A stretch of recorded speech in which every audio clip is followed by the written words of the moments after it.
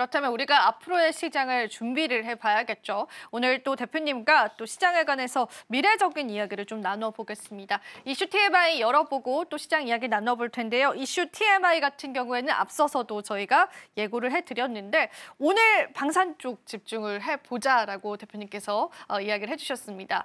정부가 품질 보증을 했다. 이 방산 강국이 눈앞에 있다라고 이렇게 풀어주셨는데 사실 정부 측에 관한 지원 소식도 전해졌었습니다. 오늘 실적 이슈도 있었지만요. 자, 이 이슈 TMI 집중해봐야 할 이유 있을까요, 대표님? 네, 오늘 방산주들의 흐름들, 특히나 오늘 하나에어로스페이스가 가장 상승폭이 좀 컸는데 이 부분은 실적이 사상 처음으로 1조 원대, 죄송합니다. 사상 처음으로 1조 원대 이익 기조를 좀 달성했다. 이 부분 때문에 주가가 좀 더 급등을 했던 그런 배경이었는데 10조 원대죠.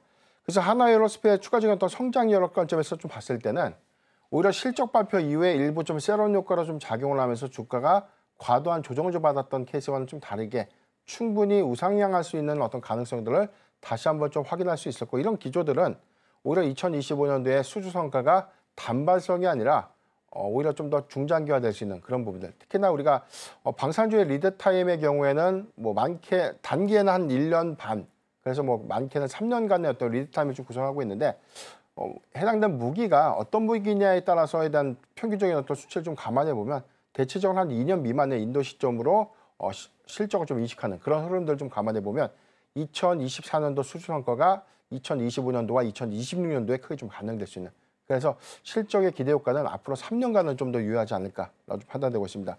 오늘 전반적인 어떤 상승 요인들을 좀 감안해 봤을 때는 정부가 방산 부분에 관련된 기술 부분에 3조 원대 투자 계획 발표를 했던 부분들, 이 부분과 향후에 수출 확대를 위해서 정부의 어떤 적극적인 지원 방침이 좀 구체화되는 그런 기대감들이 좀 반영이 됐는데, 지금 무기에 관련된 신규 수주 성과 좀 이어졌던 부분들은 방산주의 어떤 추가적인 대출 구성들에 대한 한도가 좀 더 열려야 되는 그런 부분들인데, 앞으로 완화 가능성들이 좀 더 높아졌던 그런 부분들은 구매 한도에 관련된 해제 기대감들과 맞물리면서 성과를 좀 나타내주지 않을까라고 판단되고 있습니다.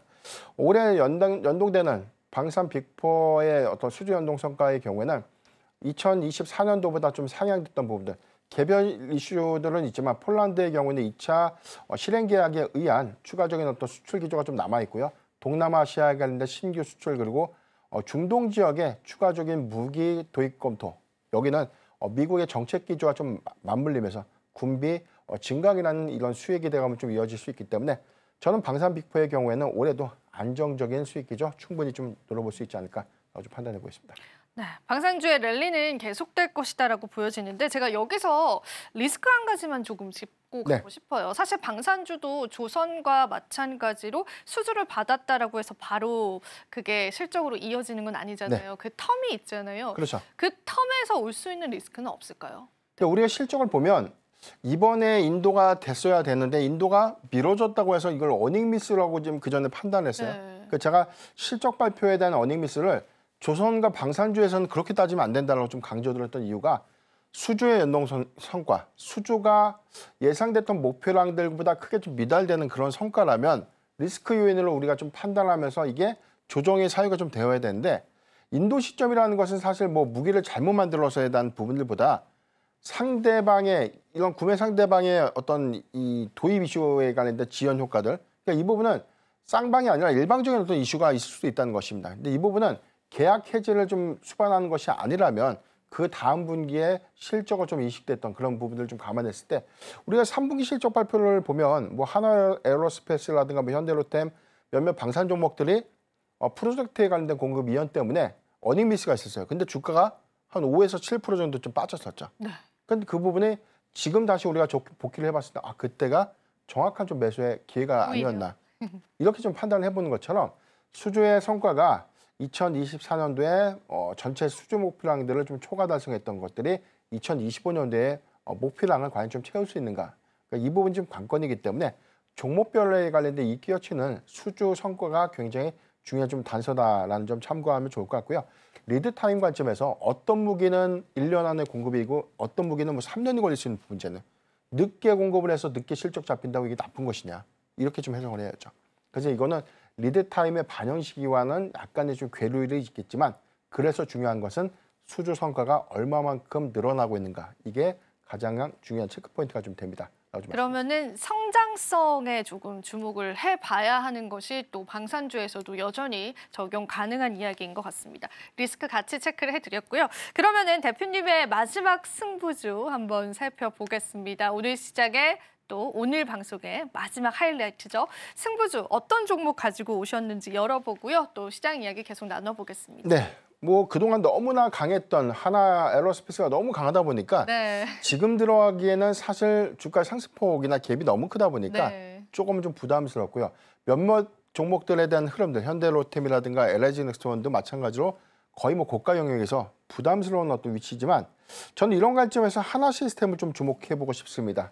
하나 시스템을 좀 가지고 왔는데 일단 이 4분기 실적이 연결 실적, 전체 연간 실적을 우리가 좀 역산해 봤을 때 매출이 19.4%, 영업이익이 37.3%가 좀 증가됐습니다. 해당된 4분기 실적 데이터로만 보면 영업이익이 시장의 기대치를 좀 30% 정도 좀 하회를 하면서 다소 좀 아쉬웠던 부분들이 좀 일부 있는데 이 부분은 일회성 비용들에 대한 반영 효과가 있다는 것이죠. 작년에 미국의 필리조선소 좀 인수했던 인수 비용이 올해 좀 비용으로 좀 일부 좀 반영됐던 측면들 그리고 방산 부분의 투자 비용들이 이번 4분기에 좀 더 집중되면서 일회성 비용이 전체적으로 한 240억 정도가 좀 반영됐습니다. 여기에 들어가는 뭐 추가적인 성과금을 좀 논의를 하더라도 이런 부분들 때문에 영업이익은 4분기 추정 전망치보다는 좀 하회를 했는데 일회성 비용을 제거하고 보면 대체적으로 좀 컨센서스를 좀 상회했던 부분이기 때문에 투자 비용 이슈에 관련된 이익회선은 사실 우려할 수 있는 어떤 요인이 아니다라는 점을 좀 참고를 하면 좋을 것 같고요.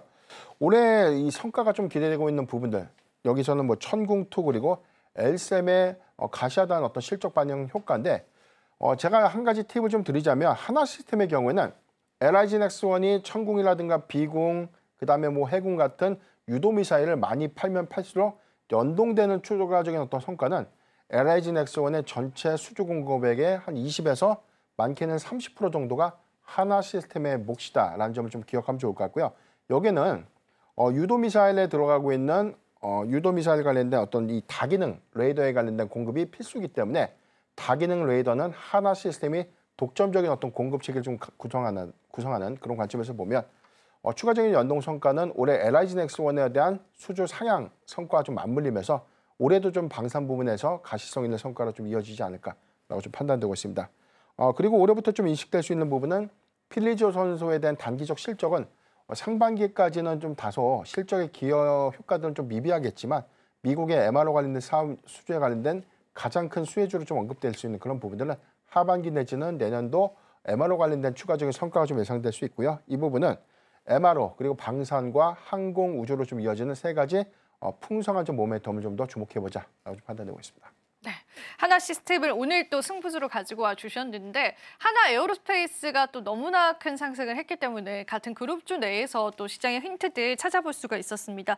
앞서서 한 가지만 질문을 드리지만 중동 시장 역시도 우리가 좀 주목을 합니다.